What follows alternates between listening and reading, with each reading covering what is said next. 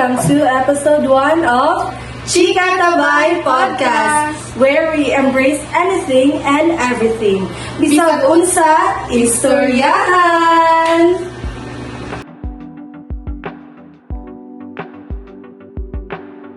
So natay guest karon, gikan siya sa Cebu City, the King of Hill. Ay wait, sige sa mana.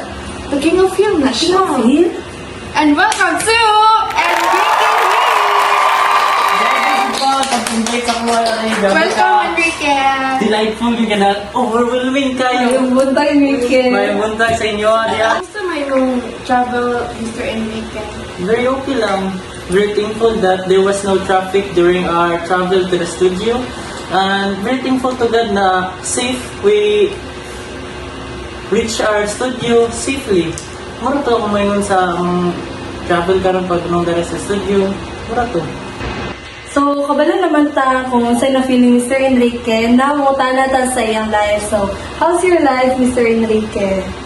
Right now, my life is going well since I'm taking my acting break. So, I have no project right now, but still, I'm focusing on my family, spending time with them, so I can enjoy my Do you travel a lot? Sometimes I travel. Lately, I came from New Zealand. I just came back from New Zealand. So, New Zealand is a very good place. So, that's why okay lang. Goods lang kayo. Okay lang, goods lang. So, sorry, sila sa New Zealand, Mr. Enrique, nga ka na murag, feel di mo malingaw kaayo and masuggest ni mo sa itong mga viewers kung matos lang New Zealand. All I can suggest to going to New Zealand is reach the para Yung travel, Mr. Enrique? very okay lang. Very thankful that there was no traffic during our travel to the studio. And very thankful to God na safe we reach our studio safely.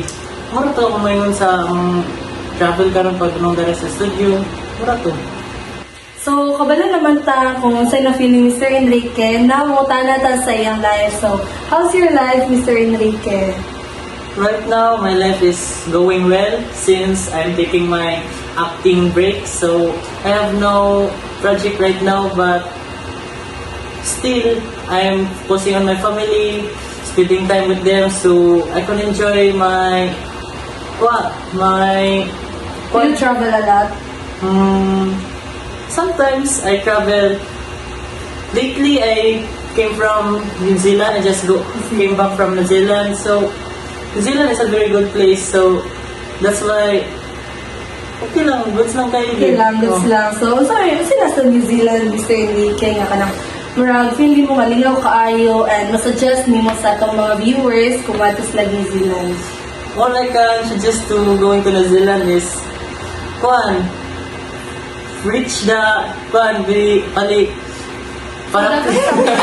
Nga nangutan na Mr. Enrique Hill kung kanang unsa daw nga movie or series imong pinaka-favorite. Before, I really like Dulce Amore. Since kabulan mo tanan no na very nice kita Dulce Amore. Yes, naka-remember ko, favorite, yung kay Yes. ko na sa una, Diyos Yes. ko. Ginawa siya ko na siya every hapon. But lately, our new movie release, it is named Make It With You. Make it na. If you haven't watched it, watch it now on this link. So, very nice, good.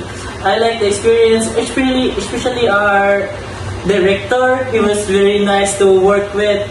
So, okay lang. The people was also very nice and very kind to me. Their service, okay lang. Goods lang kayo. So, nabantayan ako. Anong imong mga favorite kinagit si Miss Liza? Ano nga na? Kabulan naman muna. Cut. Karon, napakuha yung question ni Mr. Enrique.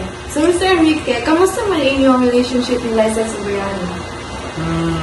Lately, everyone has received the news that it's been a long time since me and Liza have been separated. So, wala. Akong right now, I'm very happy He's focusing his own career, his own production company, and B is also focusing on my own production company. And maybe this is our sign to be individually growing within ourselves, along, no, not along, but with me, and with her alone. Para mungkol na kuan para mag-grow mi sa among katulingon kay since our kuan among relationship kay always among Kaligin mo movie. dugay naman pud kayo mo Mr. Enrique ba like katong sugod pa sa may X and Y's, I think na release to 2018 ya bago Yes. pa gid mo nagkuan. Yeah. So usa ra pa maagi nga nag-heal ka or na-cope up nimo nga yung breakup. As I said earlier that I've been focusing on more on travel, adventure, especially going with the nature to tell myself maybe to forget about the past with me and na mura to mga kwan is very healing din na especially if we are in our deepest Tama na. So, now my last question for Mr. Enrique. So, Mr. Enrique, if padaan kag new project, okay ba sa imo na si Liza Soberano imong partner? Yes, of course. Wala namang problema, di ba, kung kami ni Liza at ay magkakasama muli sa isang pelikula. Since me and Liza, we are in a good relationship that maybe it's not the same from the past, but we can work it out, di ba? Makakuan ginato na kang unsa yun na tama na buhaton na since wala to, kanang good sir yun tayo. Okay, thank you. So, it has been a tradition sa itong podcast na every time na tayo guest, nagitay may tabo nga talk show. Are you ready, Mr. Enrique Hill? Yes, super ready. Super ready. Yes. So, ilabas ang mahiwagan, papel. Okay, first question. Favorite Cebuano word? Buang. Wow, grabe. Favorite larong pambata? Labay ko nga. Ano ba ito? When did you learn to dance? 16. When was your last kiss? 5 years ago. 5 years ago. Gimingaw ba ka sa inyong time yun ni Liza? Yes. Yes. When was your last gym? Yesterday. Lights on or lights off? Lights off. Wow, bilis Chocolate or sex? Chocolate. Coffee or tea? Tea. When did your father scolded you? Far back ahead. No, no. What scares you the most? Ghost. Isa yung ginastorya if happy ka. Liza. Complete the statement, I am Enrique Hill. and I love. Liza. And that's the end of our podcast. Thank you so much, Mr. Enrique Hill, and I hope you enjoy our video. And don't forget to Like, share, and subscribe. subscribe. And don't forget to follow our socials. Thank you for watching. Bye. Have a nice day. Welcome to episode 2 of Chika Tabay Podcast, where we embrace anything and everything. Bisagol sa istoryahan. And welcome to si Maymay and Chatan. Hello there! Thank you sa pag-invite ha! Yes. Of course, at bakit hindi naman? Dapat lang! So, thank you sa pag-invite niyo sa ako, Adeli ha. It's so grateful kayo. Yes. Kung saan mong biyahe, May? Traffic siya, pero okay na gyapon. Kaya murag, nakauna na gyapon ba? Yes. Safe for mong travel. Yes. Safe. So, The help of God. yeah. So, So, taga-ahang yun din si Maymay Entrata, kadaghan yun tag-wonder, kabalo sila taga Mindanao, taga Cagayan, pero taga-ahang yun. Sila anak ko ni Maymay Entrata, no? At bakit hindi? So, Bisaya jud ko guys, taga Mindanao jud ko sa Cagayan de Oro, pero sa Hindi ka nag-race si Maymay. So, nag-race list ako kay ako ang lola. Since bata pa jud ko, siya na yung nagpadako sa ako. Bisaya jud ko guys, taga Mindanao jud ko. Nya ipanganak ko kay sa Kamigin. Dayon, kinimang gibiyaan mi sa akong mama sa akong papa tong 8 years old ko. Dayon, gibiyaan mi sa akong mama. Nagkatuday sa akong papa. Dayon, katuday pagbiya din ni papa sa amo ani mama. Nagplano din si mama dayon nga mag-abroad bitaw para sa papadako ko. Nag-abroad siya sa Japan. Pila yung pila na tumay? Mga 8 years old to 9 ako ato. Dayon, so katong pagplano ni mama nga mo abroad siya, gibilin din ko sa ako ang parents. Dito ko niya gibilin sa akong lola o lolo. So mo to, nagpadako din sa ako kay ako ang lola niya akong lolo dito sa Cagayan. Sa Cagayan, May. Dito sa Bungo. So, Umoto, suod kini sa ako ang lola, wala naming best friend yun niya. Hindi na ako gusto yung ikaw nga mubiya dito siya. Char! Bakit hindi ka? So, ano yung motivation mo na naabot ka sa PBB? Kuan mo, goodbye. Char, bye! Gusto kay kumusunod sa PBB ay tungod kay So, ano yung motivation mo na join ka PBB? kung motivation yun, gusto yung kumusunod diya kay as tao na marag saya o talented po, talented. ay? Lawa ni Kuan, hilig ko mo kanta, yes. Sample. Hello! Huwag na! Ayun na! Sakpa na. Sakpa na. So, kung motivation mo nung sunod ko to, kay gusto ko mahimo. Check, gusto ko masikat! Yes! Kay baga matagnaong. Gora ta! Ay, katawa ba? Tawag ni. So, mo to siya. Gusto ko musod ko. Inspired ko sa mga nag-join dito sa PBB.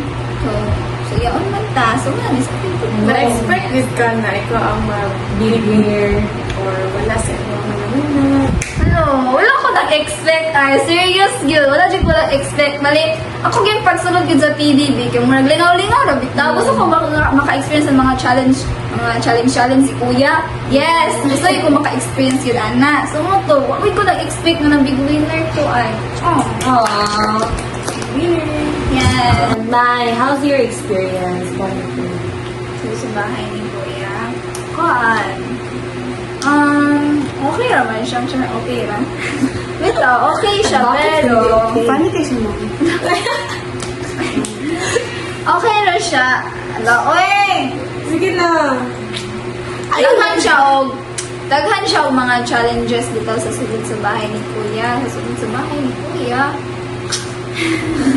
Masa na yung mag-expect dito, May? Ano? Well, pero sa yung kaganina, challenging dito sa sulod ni Kuya, diba? So, before pa nga nakasulod ko dito, na-expected ko nga. Ang pagkaon! Pagkaon Dito! Dili. Yes, pero napag ko motivation nga gusto ko mailhan dito sa tanan kay senior biya ako. Gusto ko ay, Mapagawas mapagawas akong talent. So, nandi na hito ko dahil nga ship di ay nga layag-layag sa sudod sa balay ni. Yes. O kamo ako sa date ko ato ka babae. Ako dito babae, then akong partner, check partner. Dili partner. Kuan lang, ship lang jud kami doon ni Edward. Kato siya nga time. Well, Saan ka na in love kay Edward, May? dili taron. Well, kapag maging tatanan no nga, bako maging kay siya. Di ba? Bapo Di na. ba? Yes, love na food. Pero tinuod po, ko ako bitaw si Edward. So dito po ko ang number 1 ko na-attract bitaw siya. Pwede sa lang mo, May, kina-in-love sa Edward sa mga humor, no? Kailan sa may ginaw humor sa mga Bisaya? Yes, lahi good siya. Wapa na. Like, dagan bigay nga joker kay mga Bisaya gyud, di ba? So, masing Dili lang gwapa. Dili! Dapat gwapa yung magustuhan sa kuha. Yes! Dapat gwapa. Ano po yun si Edward? Englishera pa yun. Magaling, di kayo ko gating makikstoya ato niya. Like, Mas weird siya. yes, mag-nosebleed yun ko ato. Ano, ginuangan po ko sa nilang kuya po ato sa sulod sa PBB house. Yes. So, story na to, May. Di ba na anak ka nagdako ka sa imong lola? Yes. Sa rin ka mo dito, May? Ano? Well, kung nakakusunod sa PBB house, nakurat ko kaingon akong si kuya at ako may bad news. Dito ko, mura ko, nakulbaan. Siyempre, kini mo si kuya lalo siya bad news ako. So, mura ko nakulbaan mo, anong bad news? So, wala ako nag-expect din na kung pag-ingon din, pagpanawag bitaw sa ako ang kuya. Nanawag akong kuya sa ako. Di ba ito, makakita dito nato sa mga episode sa PBB, di ba nga?